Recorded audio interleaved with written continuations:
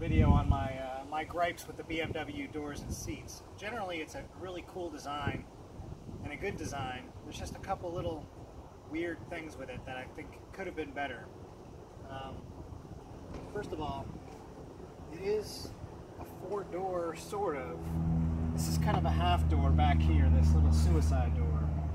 And big props to BMW for trying something like that. Interesting. This way I can get my kids to the back of the car. Can you get a close enough view? They can kind of get in without putting the seat forward, but they always like me to put the seat forward for them. The BMW gave you two levers to be able to do that. There's a lever on top of the seat. If you pull that forward and try to let them in, you have to hold on to it, or they have to keep pushing it in order to get in. It should just stay, but it doesn't. It flaps right back. I don't like that. I want it to stay in this position, pull the lever again to pull it back, or something like that. The other part is you can pull this lever to move the seat forward. When you pull it, it does a very non-BMW kind of twangy seat bounce thing. It should just come forward and stay. There should be some kind of hydraulic to dampen that motion to come forward, and that's it. And then to put it back, I gotta go here. If you do make the mistake of closing the front doors before the back also, which will inevitably happen with kids, it doesn't latch, and then the back door may or may not do damage if it's closed hard enough to the front door and to the paint there.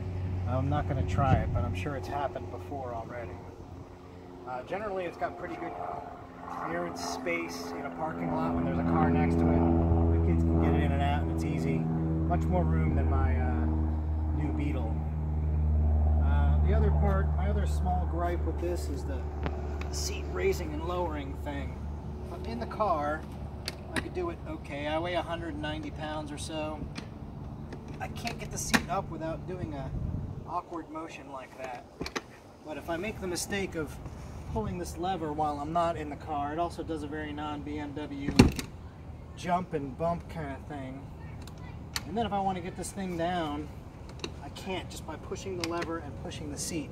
It's too heavy. I have to actually sit in here and do it. Kind of weird. Overall, I really like the styling of this car and how they did it. Oh, the other major gripe I forgot is you can get close to this latch right here.